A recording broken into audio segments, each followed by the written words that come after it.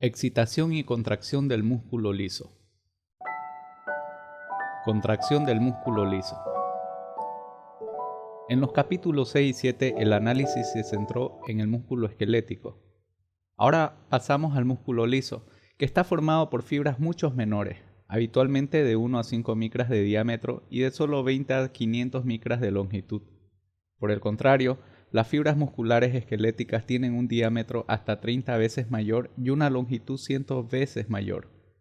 Muchos de los mismos principios de la contracción se aplican al músculo liso y al músculo esquelético. Lo que es más importante, esencialmente las mismas fuerzas de atracción entre los filamentos de miosina y actina producen la contracción en el músculo liso y en el músculo esquelético, pero la disposición física interna de las fibras musculares lisas es diferente. Tipos de músculo liso. El músculo liso de los distintos órganos es distinto del de la mayor parte de los demás en varios sentidos. 1. Dimensiones físicas.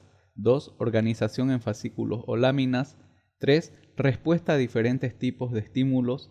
4. Características de la inervación. Y 5. Función. Sin embargo, en aras de la simplicidad, el músculo liso en general se puede dividir en dos tipos principales que se muestran en la figura 8.1, músculo liso multiunitario y músculo liso unitario o monounitario. Músculo liso multiunitario. Este tipo de músculo liso está formado por fibras musculares lisas separadas y discretas. Cada una de las fibras actúa independientemente de las demás y con frecuencia está inervada por una única terminación nerviosa, como ocurre en las fibras musculares esqueléticas. Además, la superficie externa de estas fibras, como en el caso de las fibras musculares esqueléticas, está cubierta por una capa delgada de sustancia similar a una membrana basal, una mezcla de colágeno fino y glucoproteínas que aísla las fibras separadas entre sí. Las características fundamentales de las fibras musculares lisas multiunitarias son que cada una de las fibras se puede contraer independientemente de las demás, y que su control se ejerce principalmente por señales nerviosas.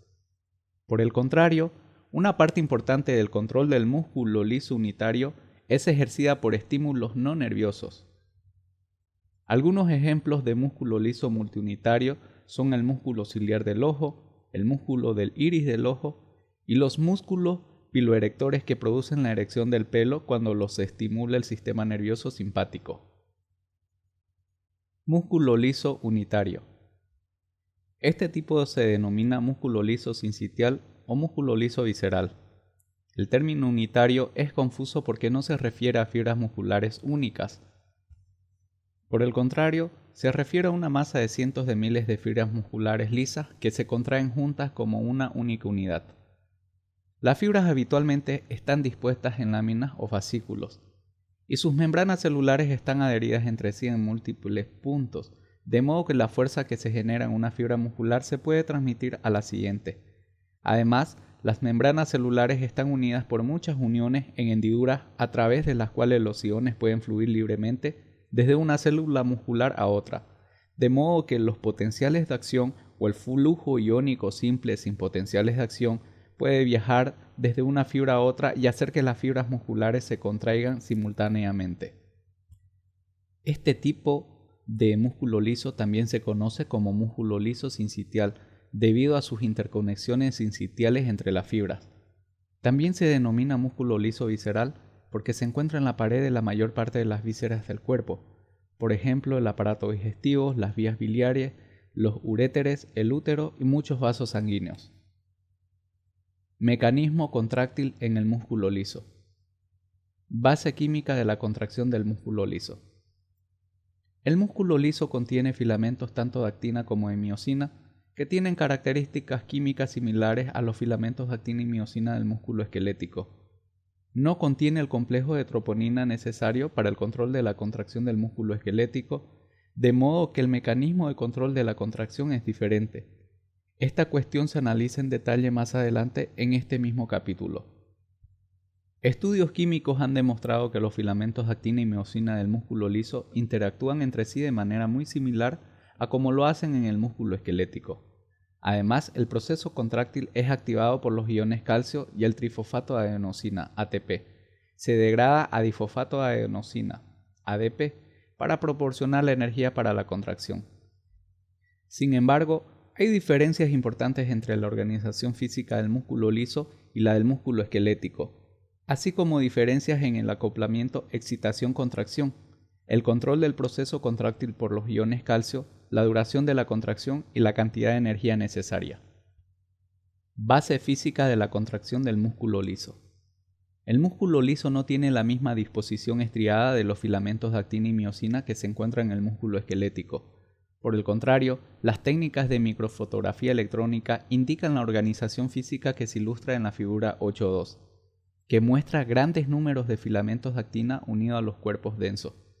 Algunos de estos cuerpos están unidos a la membrana celular, otros están dispersos en el interior de la célula. Algunos de los cuerpos densos de la membrana de células adyacente están unidos entre sí por puentes proteicos intercelulares. La fuerza de contracción se transmite de unas células a otras principalmente a través de estos enlaces. Interpuestos entre los filamentos de actina de la fibra muscular están los filamentos de miosina. Estos filamentos tienen un diámetro superior al doble que los filamentos de actina. En las microfotografías electrónicas habitualmente se ven 5 a 10 veces más filamentos de actina que de miosina. En la parte derecha de la figura 8.2 se presenta la estructura que se ha propuesto de una unidad contráctil individual del interior de una célula muscular lisa, en la que se ven grandes números de filamentos de actina que irradian desde dos cuerpos densos. Los extremos de estos filamentos se superponen a un filamento de miosina que está localizado a mitad de camino entre los cuerpos densos. Esta unidad contráctil es similar a la del músculo esquelético, aunque sin la regularidad de su estructura.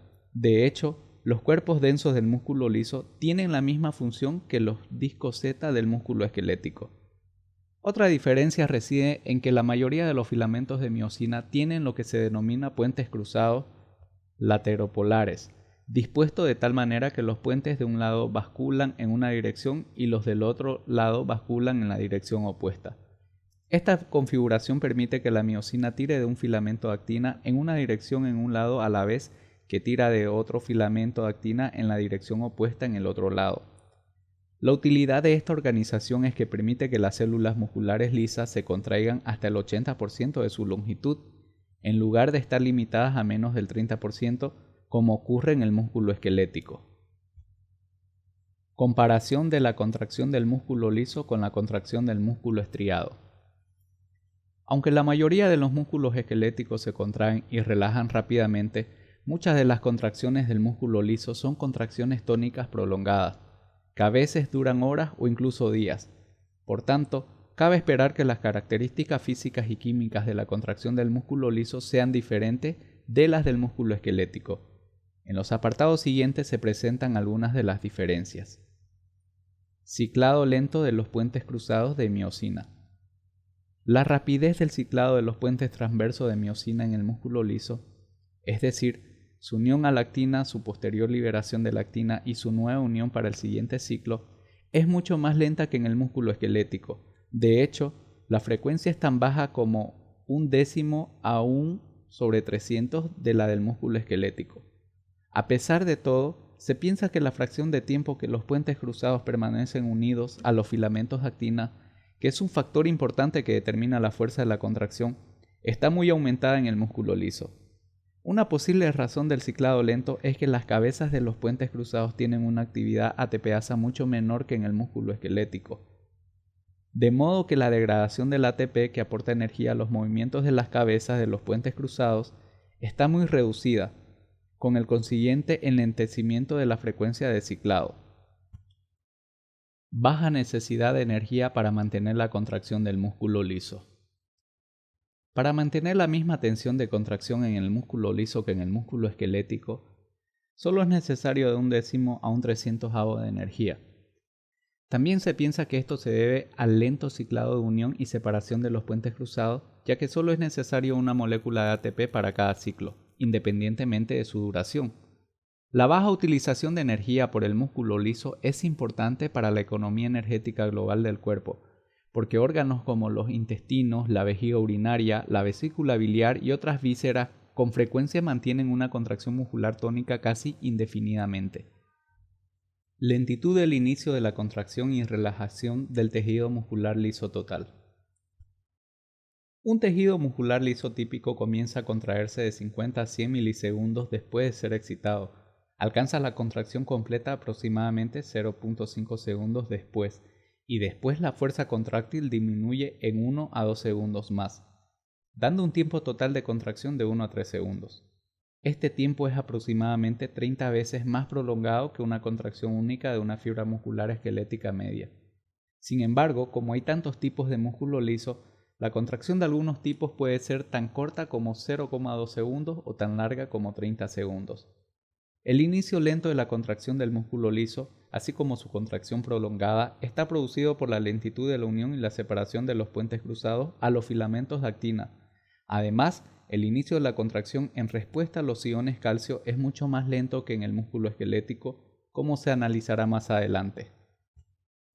La fuerza máxima de contracción muscular es a menudo mayor en el músculo liso que en el músculo esquelético. A pesar de la escasez relativa de filamentos de miosina en el músculo liso, y a pesar del tiempo lento de ciclado de los puentes cruzados, la fuerza máxima de contracción del músculo liso es con frecuencia mayor que la del músculo esquelético, hasta 4 a 6 kg por centímetro cuadrado de área transversal para el músculo liso, en comparación con 3 a 4 kg para el músculo esquelético. Esta gran fuerza de la contracción del músculo liso se debe al periodo prolongado de unión de los puentes cruzados de miosina a los filamentos de actina. El mecanismo de cerrojo facilita el mantenimiento prolongado de las contracciones del músculo liso. Una vez que el músculo liso ha generado la contracción máxima, la magnitud de la excitación continuada habitualmente se puede reducir a mucho menos del nivel inicial, a pesar de lo cual el músculo mantiene su fuerza de contracción completa. Además, la energía que se consume para mantener la contracción con frecuencia es minúscula, a veces tan solo un 300avo de la energía necesaria para una contracción sostenida y comparable del músculo esquelético. Este efecto se denomina mecanismo de cerrojo. La importancia del mecanismo de cerrojo es que permite mantener una contracción tónica prolongada en el músculo liso durante horas con un bajo consumo de energía. Es necesaria una señal excitadora continua baja procedente de las fibras nerviosas o de fuentes hormonales. Tensión-relajación del músculo liso. Otra característica importante del músculo liso, especialmente el tipo unitario visceral de músculo liso de muchos órganos huecos, es su capacidad de recuperar casi su fuerza de contracción original segundos a minutos después de que haya sido alargado o acortado. Por ejemplo, un aumento súbito del volumen de la vejiga urinaria, que produce distensión del músculo liso de la pared de la vejiga, produce un gran aumento inmediato de presión en la vejiga. Sin embargo, en los 15 segundos a un minuto siguientes, a pesar de la distensión continuada de la pared de la vejiga, la presión casi recupera su nivel original. Posteriormente, cuando se aumenta el volumen en otro escalón, se produce de nuevo el mismo efecto. Por el contrario, cuando se produce una reducción súbita de volumen, la presión disminuye drásticamente al principio, aunque después aumenta en un plazo de otros pocos segundos o minutos hasta o casi hasta el nivel original. Estos fenómenos se denominan tensión-relajación y tensión-relajación inversa. Su importancia radica en que, excepto durante breves periodos, permiten que un órgano hueco mantenga aproximadamente la misma presión en el interior de su luz a pesar de grandes cambios de volumen sostenidos. Regulación de la contracción por los iones calcio. Al igual que en el caso del músculo esquelético, el estímulo que inicia la mayoría de las contracciones del músculo liso es un aumento de los iones calcio en el medio intracelular. Este aumento puede estar producido en diferentes tipos de músculo liso por la estimulación nerviosa de las fibras de músculo liso, por estimulación hormonal, por distensión de la fibra o incluso por cambios del ambiente químico de la fibra. El músculo liso no contiene troponina, la proteína reguladora que es activada por los iones calcio para producir la contracción del músculo esquelético. En cambio, la contracción del músculo liso está activada por un mecanismo totalmente distinto, como se describe en el siguiente apartado.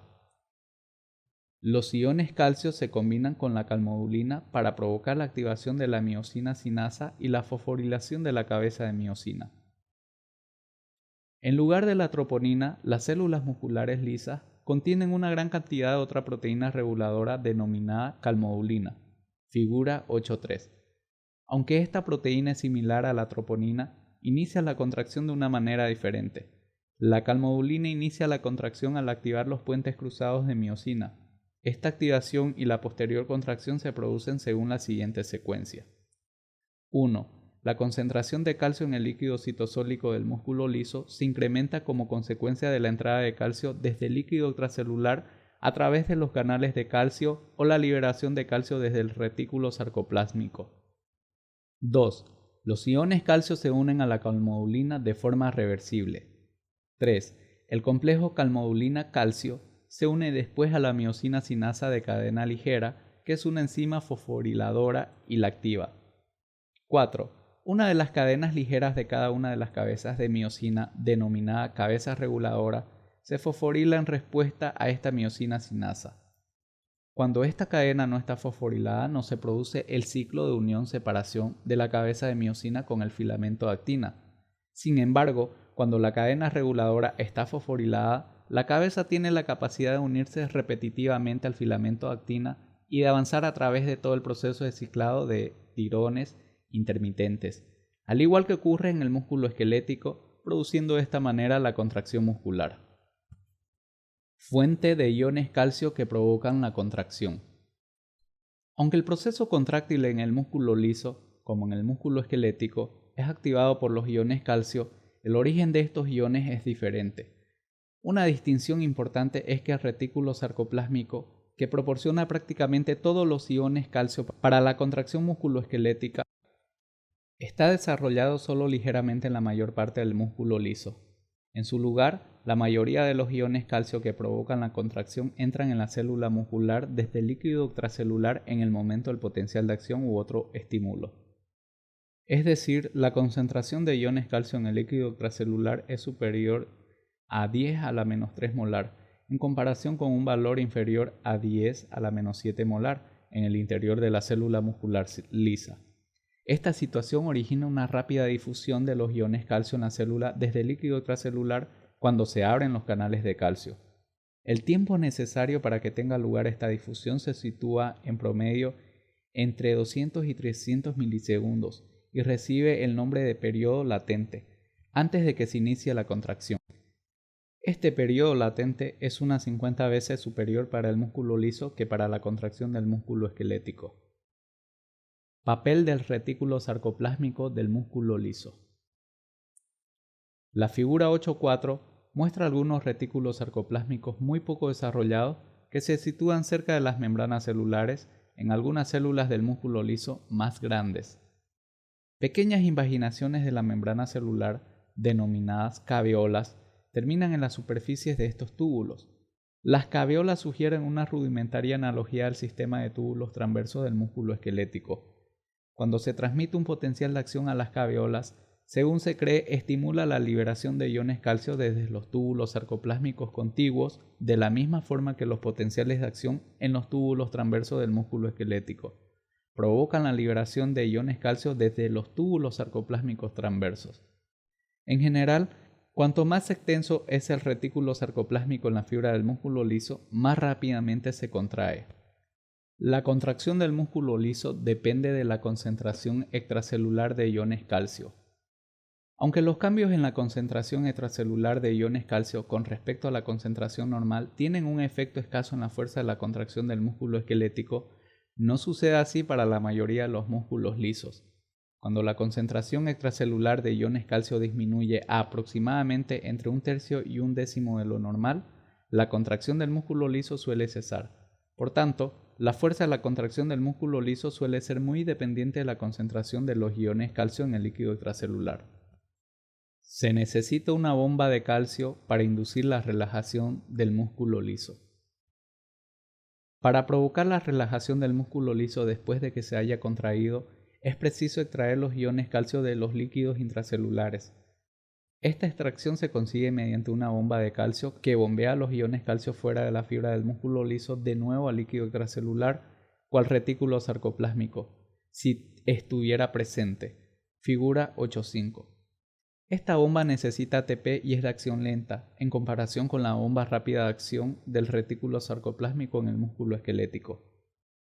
Por consiguiente, una única contracción del músculo liso a menudo dura unos segundos y no centésimas o décimas de segundo como sucede en el músculo esquelético.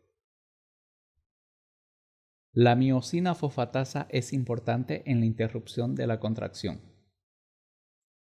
La relajación del músculo liso tiene lugar cuando los canales de calcio se cierran y la bomba de calcio transporta iones calcio fuera del líquido citosólico de la célula. Cuando la concentración de iones calcio disminuye por debajo de un nivel crítico, los procesos que se acaban de señalar se invierten automáticamente, excepto la fosforilación de la cabeza de miosina. La inversión de esta reacción precisa otra enzima, la miosina fosfatasa, véase figura 8.5. que está localizada en el citosol de la célula muscular lisa y que escinde el fosfato de la cadena ligera reguladora. Después interrumpe el ciclo y finaliza la contracción. Por tanto, el tiempo necesario para la relajación de la contracción muscular está determinado en gran medida por la cantidad de miosina fosfatasa activa en la célula. Posible mecanismo de regulación del fenómeno de cerrojo. Debido a la importancia del fenómeno de cerrojo en el músculo liso, y como este fenómeno permite el mantenimiento a largo plazo del tono en muchos órganos que tienen músculo liso, sin un gran gasto de energía, se han hecho muchos intentos de explicarlo. Entre los muchos mecanismos que se han propuesto, uno de los más sencillos es el siguiente. Cuando las enzimas miosina sinasa y miosina fosfatasa están intensamente activadas, la frecuencia de ciclado de las cabezas de miosina y la velocidad de contracción son elevadas. Después, cuando disminuye la activación de las enzimas, lo hace también la frecuencia de ciclado, pero al mismo tiempo la desactivación de estas enzimas permite que las cabezas de miosina permanezcan unidas al filamento de actina durante una proporción cada vez mayor del periodo de ciclado. Por tanto, el número de cabezas unidas al filamento de actina en cualquier momento dado sigue siendo grande. Como el número de cabezas unidas a la actina determina la fuerza estática de la contracción, se mantiene o cierra la tensión. Sin embargo, el músculo utiliza poca energía porque el ATP no se degrada a ADP excepto en las pocas ocasiones en las que una cabeza se separa. Control nervioso y hormonal de la contracción del músculo liso. Aunque las fibras musculares esqueléticas son estimuladas exclusivamente por el sistema nervioso, la contracción del músculo liso puede ser estimulada por señales nerviosas, estimulación hormonal, distensión del músculo y otros diversos estímulos. El principal motivo de esta diferencia es que la membrana del músculo liso contiene muchos tipos de proteínas receptoras que pueden iniciar el proceso contráctil. Además, otras proteínas receptoras inhiben la contracción del músculo liso, que es otra diferencia respecto al músculo esquelético. Por tanto, en esta sección se analiza el control nervioso de la contracción del músculo liso, seguido del control hormonal y de otros mecanismos de control. Uniones neuromusculares del músculo liso. Anatomía fisiológica de las uniones neuromusculares del músculo liso. Las uniones neuromusculares del tipo muy estructurado que se encuentran en las fibras del músculo esquelético no aparecen en el músculo liso. Por el contrario, las fibras nerviosas autónomas que inervan el músculo liso generalmente se ramifican de manera difusa encima de una lámina de fibras musculares, como se muestra en la figura 8.6. En la mayoría de los casos estas fibras no establecen contacto directo con la membrana de las células de las fibras musculares lisas, sino que forman las uniones difusas que secretan su sustancia transmisora hacia el recubrimiento de matriz del músculo liso, con frecuencia a una distancia de varios nanómetros a varios micrómetros de las células musculares. Después la sustancia transmisora difunde hacia las células. Además, cuando hay muchas capas de células musculares, las fibras nerviosas con frecuencia inervan solo la capa externa. La excitación muscular viaja desde esta capa externa hacia las capas internas por conducción de los potenciales de acción en la masa muscular o mediante difusión adicional de la sustancia transmisora. Los axones que inervan las fibras musculares lisas no tienen los extremos terminales ramificados típicos que se observan en la placa motora terminal de las fibras musculares esqueléticas. Por el contrario, la mayoría de los axones terminales delgados tienen múltiples varicosidades distribuidas a lo largo de sus ejes.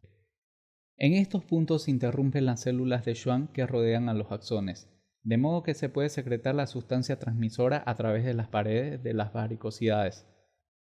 En las varicosidades hay vesículas similares a las de la placa terminal del músculo esquelético y que contienen la sustancia transmisora. Pero, al contrario de las vesículas de las uniones del músculo esquelético, que siempre contienen acetilcolina, las vesículas de las terminaciones de las fibras nerviosas autónomas contienen acetilcolina en algunas fibras y noradrenalina en otras, y de manera ocasional también otras sustancias. En algunos casos, particularmente en el tipo multiunitario del músculo liso, las varicosidades están separadas de la membrana de la célula muscular por tan solo 20 a 30 nanómetros, la misma anchura que tiene la hendidura sináptica que aparece en la unión del músculo esquelético. Estas uniones se denominan uniones de contacto y actúan de manera muy similar a la unión neuromuscular del músculo esquelético. La rapidez de la contracción de estas fibras musculares lisas es considerablemente más rápida que la de las fibras estimuladas por las uniones difusas. Sustancias transmisoras, excitadoras e inhibidoras secretadas en la unión neuromuscular del músculo liso. Las sustancias transmisoras más importantes que secretan los nervios autónomos que inervan el músculo liso son la acetilcolina y noradrenalina, aunque nunca son secretadas por las mismas fibras nerviosas. La acetilcolina es una sustancia transmisora excitadora de las fibras musculares lisas en algunos órganos y un transmisor inhibidor en el músculo liso de otros órganos. Cuando la acetilcolina excita una fibra, la noradrenalina habitualmente la inhibe. Por el contrario, cuando la acetilcolina inhibe una fibra, la noradrenalina habitualmente la excita. Ahora bien, ¿por qué se producen estas respuestas diferentes? La respuesta es que tanto la acetilcolina como la noradrenalina excita o inhiben el músculo liso uniéndose en primer lugar a una proteína receptora de la superficie de la membrana de la célula muscular. Algunas de las proteínas receptoras son receptores excitadores, mientras que otras son receptores inhibidores. Así, el tipo de receptor determina si el músculo liso es inhibido o excitado y también determina cuál de los dos transmisores, acetilcolina o noradrenalina, participa en la producción de la excitación o de la inhibición. Estos receptores se analizan con más detalle en el capítulo 61 en relación con la función del sistema nervioso autónomo. Potenciales de membrana y potenciales de acción en el músculo liso. Potenciales de membrana en el músculo liso. El voltaje cuantitativo del potencial de membrana del músculo liso depende de la situación momentánea del músculo. En el estado de reposo normal, el potencial intracelular es de aproximadamente menos 50 a menos 60 milivoltios, alrededor de 30 milivoltios menos negativo que en el músculo esquelético. Potenciales de acción en el músculo liso unitario. Los potenciales de acción se producen en el músculo liso unitario como el músculo visceral, de la misma forma que en el músculo esquelético. Normalmente no se producen en la mayoría de los tipos multiunitarios de músculo liso, como se analiza en una sección posterior. Los potenciales de acción del músculo liso visceral se producen en una de dos formas. 1. Potenciales en espiga o 2. Potenciales de acción con meseta. Potenciales en espiga. Los potenciales de acción en espiga típicos, como los que se ven en el músculo esquelético, aparecen en la mayoría de los tipos de músculo liso unitario. La duración de este tipo de potencial de acción es de 10 a 50 milisegundos, como se ve en la figura 8.7a. Estos potenciales de acción se pueden generar de muchas maneras, por ejemplo mediante estimulación eléctrica, por la acción de hormonas sobre el músculo liso, por la acción de sustancias transmisoras procedentes de las fibras nerviosas, por distensión o como consecuencia de su generación espontánea en la propia fibra muscular, como se analiza más adelante. Potenciales de acción con meseta. La figura 8.7c muestra un potencial de acción de músculo liso con una meseta. El inicio de este potencial de acción es similar al del potencial en espiga típico.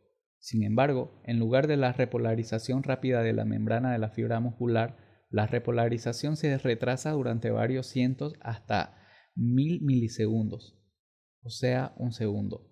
La importancia de esta meseta es que puede ser responsable de la contracción prolongada que se produce en algunos tipos de músculo liso, como el uréter, el útero en algunas situaciones y ciertos tipos de músculo liso vascular. Además, este es el tipo de potencial de acción que se ve en las fibras musculares cardíacas que tienen un periodo de contracción prolongado, como se analiza en los capítulos 9 y 10. Los canales de calcio son importantes en la generación del potencial de acción del músculo liso. La membrana de la célula muscular lisa tiene muchos más canales de calcio activados por el voltaje que el músculo esquelético, aunque tiene pocos canales de sodio activados por el voltaje. Por tanto, el sodio participa poco en la generación del potencial de acción en la mayor parte del músculo liso.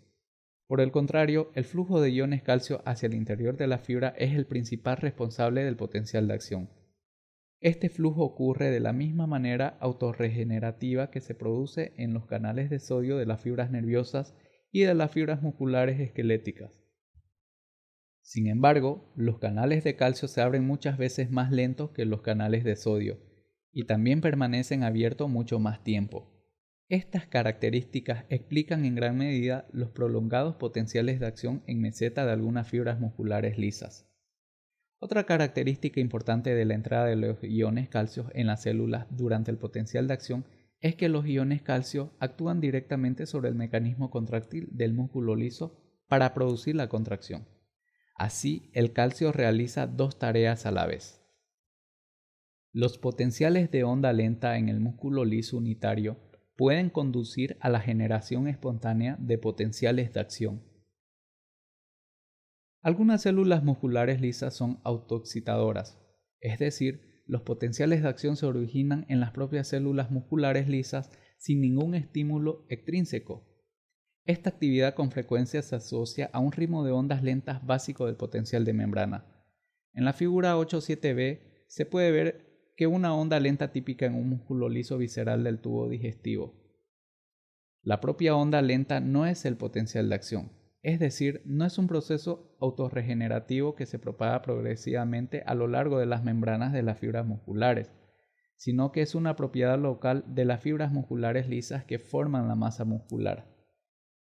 No se conoce la causa del ritmo de ondas lentas.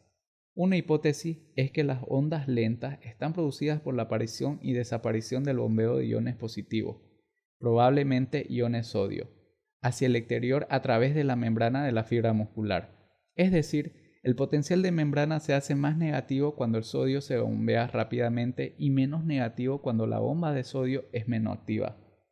Otra hipótesis es que las conductancias de los canales iónicos aumentan y disminuyen de manera rítmica. La importancia de las ondas lentas es que cuando son lo suficientemente intensas pueden iniciar potenciales de acción.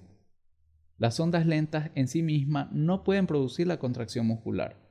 No obstante, cuando el máximo del potencial de la onda lenta negativa en el interior de la membrana celular aumenta en dirección positiva desde menos 60 hasta aproximadamente menos 35 milivoltios, el umbral aproximado para generar potenciales de acción en la mayor parte del músculo liso visceral, se produce un potencial de acción que se propaga a lo largo de la masa muscular y se produce la contracción. La figura 8.7b muestra este efecto de modo que en cada pico de la onda lenta se producen uno o más potenciales de acción. Estas sustancias repetitivas de potenciales de acción desencadenan una contracción rítmica de la masa del músculo liso. Por tanto, las ondas lentas se denominan ondas marcapasos. En el capítulo 63 se verá que este tipo de actividad marcapasos controla las contracciones rítmicas del tubo digestivo. Excitación del músculo visceral por distensión muscular. Cuando el músculo liso visceral unitario es distendido lo suficiente, habitualmente se generan potenciales de acción espontáneos que se deben a una combinación de 1. Los potenciales de onda lenta normales y 2. La disminución de la negatividad global del potencial de membrana que produce la distensión. Esta respuesta a la distensión permite que la pared del tubo digestivo, cuando se distiende excesivamente, se contraiga automática y rítmicamente. Por ejemplo, Cuando el tubo digestivo está excesivamente lleno por el contenido intestinal, las contracciones automáticas locales con frecuencia generan ondas peristálticas que propulsan el contenido desde el intestino excesivamente lleno, habitualmente hacia el ano. Despolarización del músculo liso multiunitario sin potenciales de acción. Las fibras musculares lisas del músculo liso multiunitario, como el músculo del iris del ojo o del músculo erector de cada uno de los cabellos, normalmente se contraen sobre todo en respuesta a estímulos nerviosos. Las terminaciones nerviosas secretan acetilcolina en el caso de algunos músculos lisos multiunitarios y noradrenalina en el caso de otros. En ambos casos, las sustancias transmisoras producen despolarización de la membrana del músculo liso, y esto a su vez produce la contracción. Habitualmente no se producen potenciales de acción, porque las fibras son demasiado pequeñas para generar un potencial de acción. Cuando se producen potenciales de acción en el músculo liso unitario visceral, se deben despolarizar simultáneamente de 30 a 40 fibras musculares antes de que se produzca un potencial de acción autopropagado.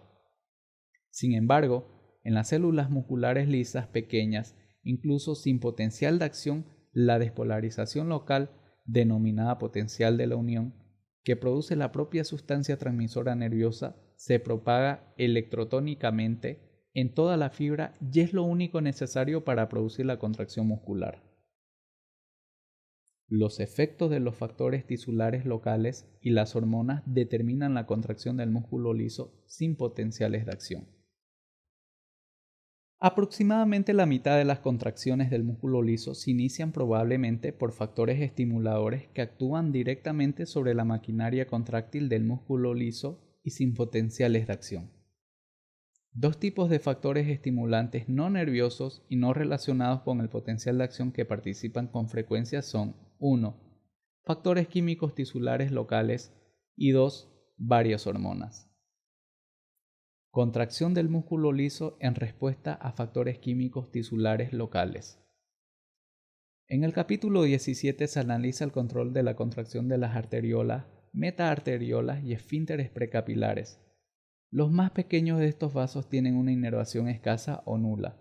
Sin embargo, el músculo liso es muy contráctil y responde rápidamente a los cambios de las condiciones químicas locales del líquido intersticial circundante y a la distensión originada por cambios en la presión arterial. En el estado normal de reposo, muchos de los vasos sanguíneos pequeños permanecen contraídos. Sin embargo, cuando es necesario un flujo sanguíneo tisular adicional, múltiples factores pueden relajar la pared vascular, permitiendo de esta manera el aumento del flujo. Así, un potente sistema de control de retroalimentación local controla el flujo sanguíneo a la zona tisular local. Algunos de los factores de control específicos son: 1. La ausencia de oxígeno en los tejidos locales produce la relajación del músculo liso y en consecuencia vasodilatación. 2. El exceso de anhídrido carbónico produce vasodilatación. 3. El aumento de la contracción de iones hidrógeno produce vasodilatación. La adenosina, el ácido láctico, el aumento de los iones potasio, la disminución de la concentración de los iones calcio y el aumento de la temperatura corporal producen vasodilatación local. La disminución de la presión arterial, al originar una menor distensión del músculo liso vascular, hace que también que estos pequeños vasos sanguíneos se dilaten. Efectos de las hormonas sobre la contracción del músculo liso. Muchas de las hormonas circulantes en la sangre afectan en cierto grado a la contracción del músculo liso, y algunas tienen efectos profundos. Entre las más importantes se encuentran la noradrenalina, la adrenalina, la angiotensina 2, la endotelina, la vasopresina, la oxitocina, la serotonina y la histamina. Una hormona produce contracción del músculo liso cuando la membrana de la célula muscular contiene receptores excitadores activados por hormonas para esa hormona. Por el contrario, la hormona produce inhibición si la membrana contiene receptores inhibidores para ella en lugar de receptores excitadores. Mecanismo de la excitación o la inhibición del músculo liso por hormonas o por factores tisulares locales. Algunos receptores hormonales de la membrana del músculo liso abren canales iónicos de sodio o de calcio y despolarizan la membrana. al igual que ocurre después de la estimulación nerviosa. A veces se producen potenciales de acción o potenciales de acción que ya están produciendo pueden potenciarse. En otros casos se produce despolarización sin potenciales de acción y esta despolarización permite la entrada de iones calcio en la célula, lo que facilita la contracción. Por el contrario, se produce inhibición cuando la hormona u otro factor tisular cierra los canales de sodio y calcio para impedir la entrada de estos iones positivos. También se produce inhibición si los canales de potasio, que normalmente están cerrados, se abren, lo que permite que iones potasios positivos difundan hacia el exterior de la célula. Estas dos acciones aumentan el grado de negatividad en el interior de la célula muscular, un estado que se denomina hiperpolarización y que inhibe intensamente la contracción muscular. Algunas veces, la contracción o la inhibición del músculo liso es iniciada por hormonas que no producen directamente ningún cambio en el potencial de membrana.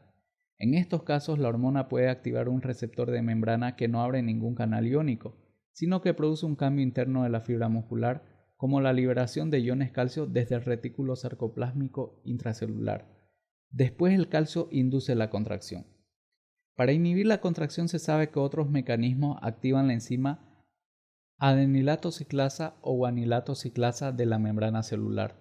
Las porciones de los receptores que sobresalen hacia el interior de las células están acopladas con estas enzimas, dando lugar a la formación de monofosfato cíclico de adenosina, AMP cíclico, o monofosfato cíclico de guanosina, GMPC, denominados segundos mensajeros. El AMPC y el GMPC tienen muchos efectos, uno de los cuales es modificar el grado de fosforilación de varias enzimas que inhiben indirectamente la contracción. Se activa la bomba que mueve iones calcio desde el sarcoplasma hacia el retículo sarcoplásmico, así como la bomba de la membrana celular que saca iones calcio de la propia célula. Estos efectos reducen la concentración de los iones calcio en el sarcoplasma, inhibiendo de esta manera la contracción. Hay una considerable diversidad en el mecanismo de inicio de la contracción o de la relajación del músculo liso de diferentes localizaciones en respuesta a diferentes hormonas, neurotransmisores y otras sustancias. En algunos casos, la misma sustancia puede producir relajación o contracción del músculo liso de diferentes localizaciones. Por ejemplo, la noradrenalina inhibe la contracción del músculo liso del intestino, aunque estimula la contracción del músculo liso de los vasos sanguíneos.